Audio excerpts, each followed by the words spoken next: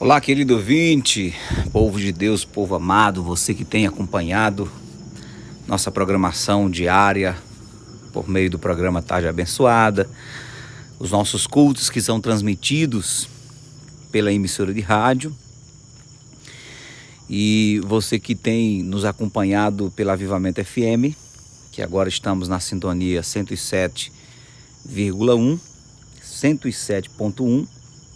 Receba o nosso abraço. Eu sou o pastor Zezinho Siqueira, da Igreja Avivamento Cristão. Para nós, uma alegria, um prazer poder estar falando com você, falando ao seu coração, liberando a palavra do Senhor.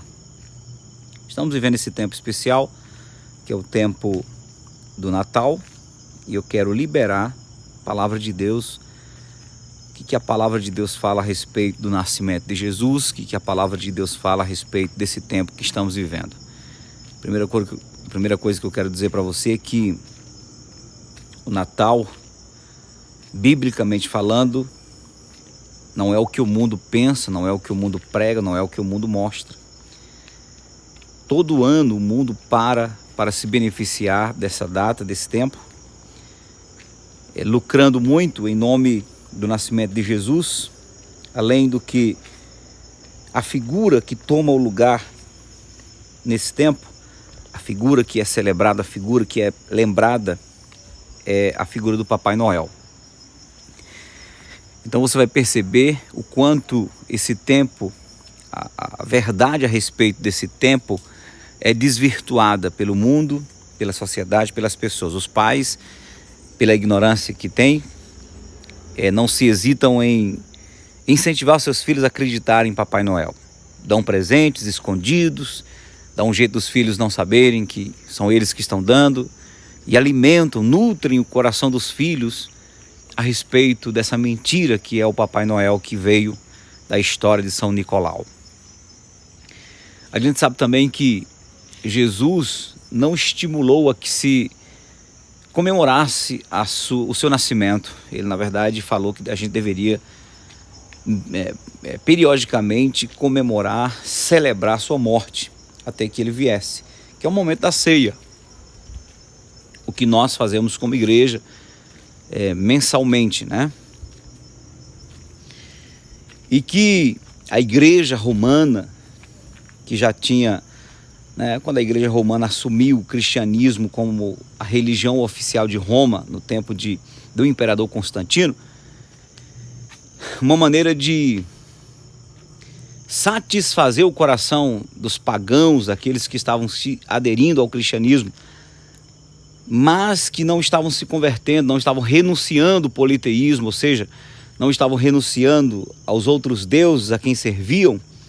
Uma maneira de Constantino satisfazer a todos seria substituir os nomes. Já havia uma certa celebração natalina. Isso tem a ver com a origem de Nimrod, sua mãe.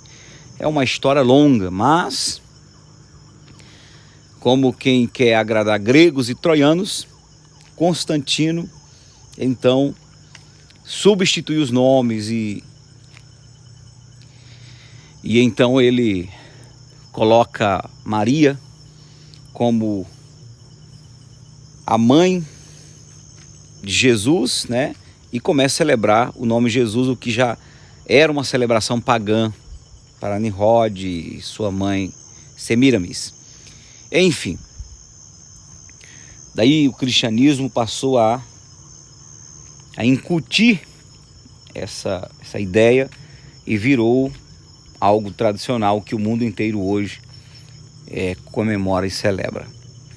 Nós sabemos que nem a data do nascimento de Jesus tem a ver com esse tempo em que estamos vivendo, né? Os estudiosos chegam à conclusão que provavelmente Jesus nasceu no mês de março ou abril, por todos os sinais do contexto do nascimento de Jesus. Mas não estamos aqui para discutir sobre isso.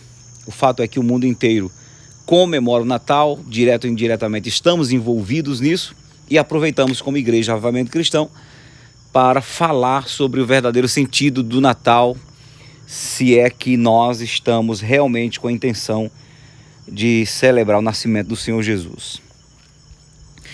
Quando chegamos na palavra de Deus em Isaías, Isaías foi um profeta que viveu 700 e tantos anos antes de Cristo. E ele foi o profeta que mais teve visão da vinda do Messias, da vinda do Senhor Jesus.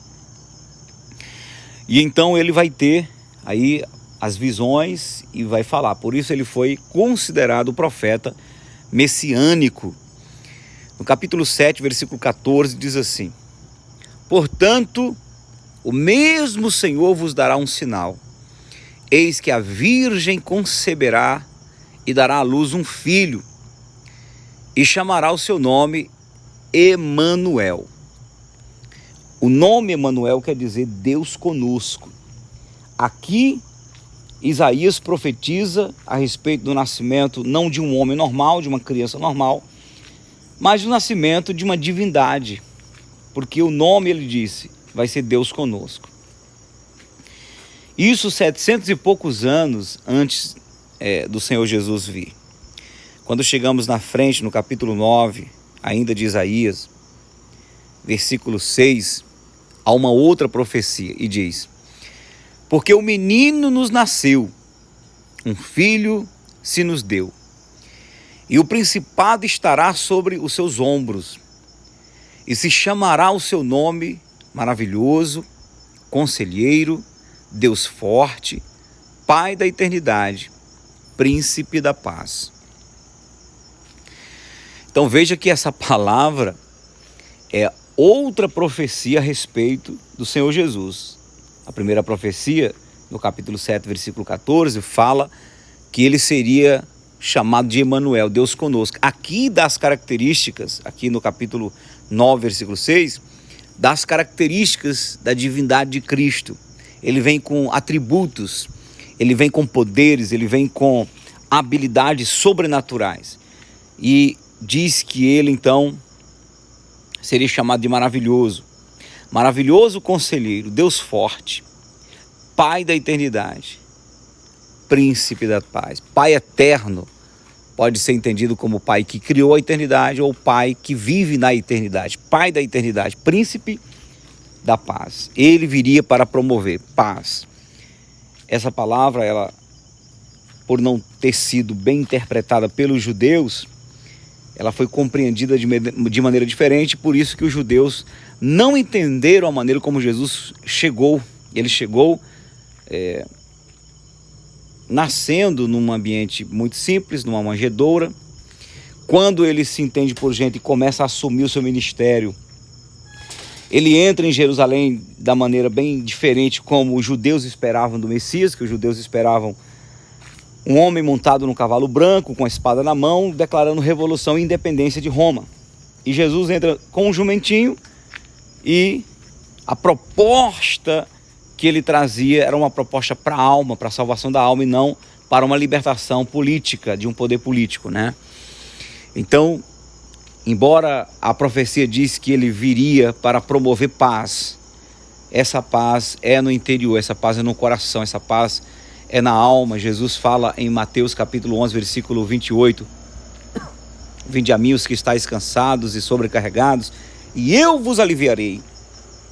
Tomai sobre vós o meu jugo e aprendei de mim que sou manso e humilde de coração, e achareis, encontrareis descanso para as vossas almas, porque meu jugo é suave, meu fardo é leve. Então Jesus vem se preocupando com a alma, porque o problema do homem está na alma, e os judeus não entenderam isso. Mas fato é que o profeta Isaías, ele tem visão a respeito do nascimento de Jesus, a respeito da virgem que ficaria grávida. E ele vai ter várias visões, visão do reinado milenário de Jesus, ele vai ter visão de Jesus na cruz, quando ele leva sobre si nossas enfermidades, nossas dores. Bom, em relação ao nascimento de Jesus, nós vamos ter o cumprimento profético de Isaías nos evangelhos. Então nós vamos para, por exemplo, Lucas capítulo 1,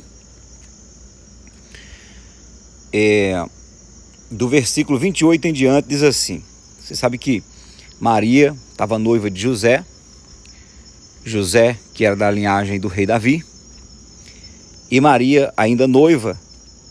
A Bíblia diz que o anjo Gabriel, que assiste diante do Senhor, apareceu para Maria. E ele chega e diz, e vindo o anjo até ela, disse: salve, agraciada, o Senhor é contigo. Bendita és tu entre as mulheres. E vendo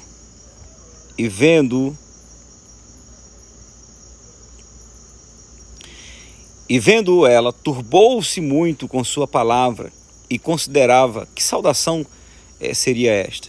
Disse-lhe então o anjo: Maria, não temas, porque achaste graça diante de Deus.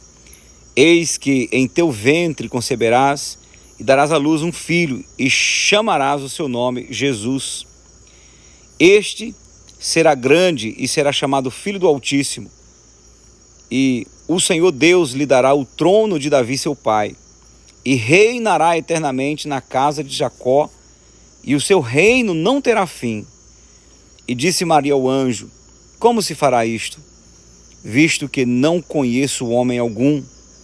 Respondendo o anjo, disse-lhe: descerá sobre ti o Espírito Santo, e o poder do Altíssimo te cobrirá com a sua sombra.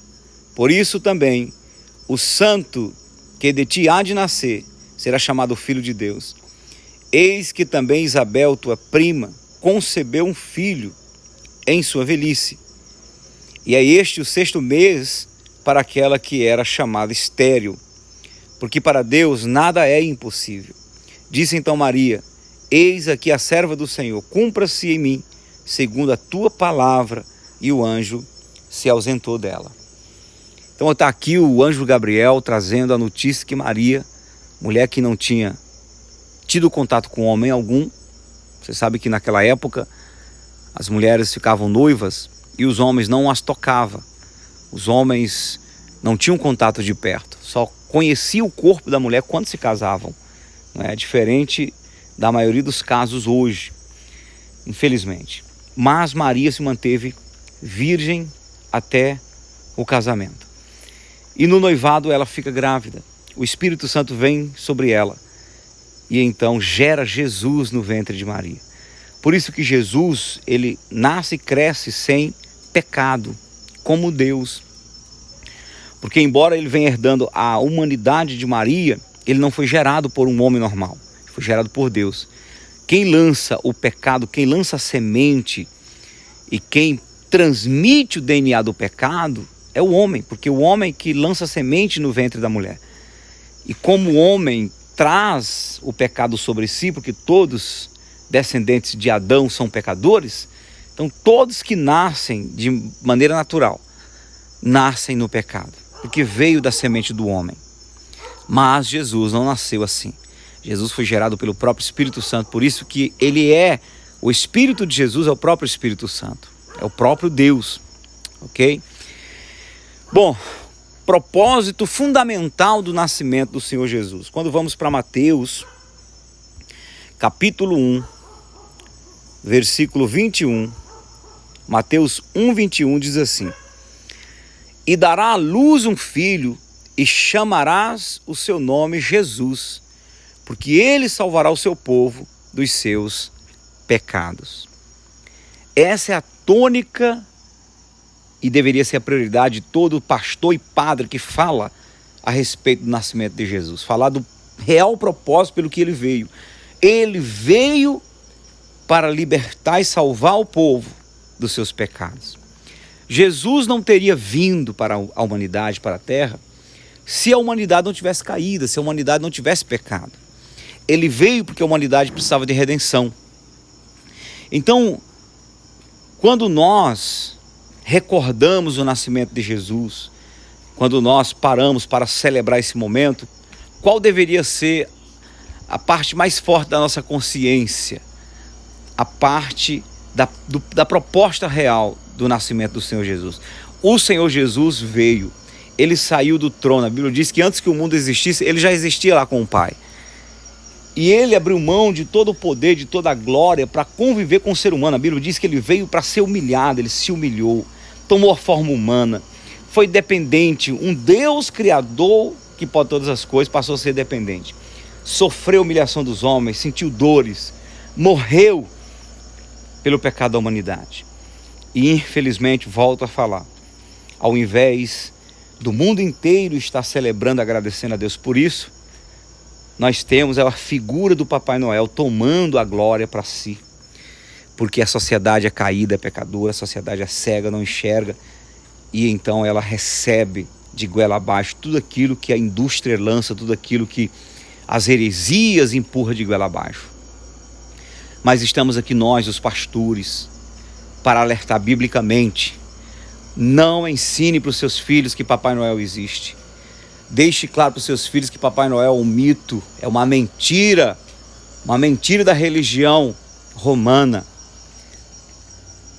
Se nós queremos ser coerentes, se queremos ser verdadeiros, se queremos de fato e de verdade honrar a Deus e honrar o nascimento de Jesus, precisamos tomar consciência de que a proposta fundamental da vinda de Jesus para a terra foi para salvar a humanidade dos seus pecados.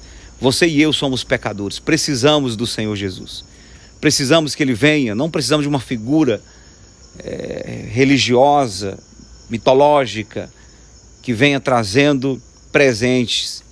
Não, nós precisamos de um Salvador, que veio trazer o presente da salvação. Se você comemora esse tempo e não tem essa consciência, saiba que não serviu para você esse Natal.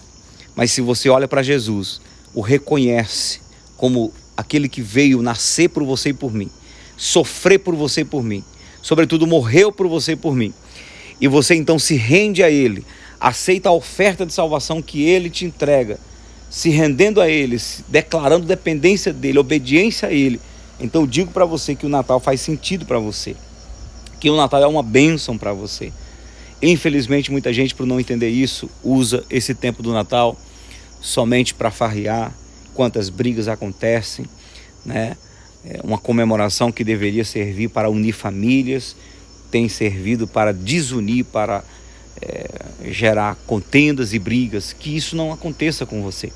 Que você tome consciência do verdadeiro sentido do Natal. O Natal trouxe para nós esperança, o nascimento de Jesus trouxe para nós a redenção, a esperança de um futuro eterno com Deus, porque estávamos perdidos e fomos encontrados. E, para finalizar, eu quero dizer para você que não adianta Jesus ter nascido numa manjedoura, ter nascido em Israel, em Nazaré, na Galileia, ter nascido e vivido lá, se ele não nascer no seu e no meu coração. Não adianta comemorar o Natal se na verdade Jesus não nasceu no nosso coração, ou se nós não nascemos de novo por causa do nascimento de Jesus. A Bíblia diz que todos aqueles que recebem Jesus como Senhor e Salvador nascem de novo, não da carne, não da maneira natural, mas nascem de novo no Espírito, que tem a ver com arrependimento, tem a ver com batismo nas águas, batismo do arrependimento. Se você é alguém que já fez isso, então o Natal serve para você. Se você não fez isso, procure fazê-lo. Entrega a tua vida para Jesus, se entregue, se renda, se arrependa dos seus pecados, entenda que Jesus te perdoar, porque você é pecador. Ele veio para me perdoar porque eu sou pecador. E então o Natal será real para você. Que Deus te abençoe, que você leia os Evangelhos, leia o Novo Testamento e deixe a palavra de Deus fazer sentido para a sua vida. E então, não somente nós vamos comemorar uma data do Natal, mas nós teremos consciência de que Jesus está em nosso coração para sempre. Que Deus te abençoe com essa palavra em nome do Senhor Jesus.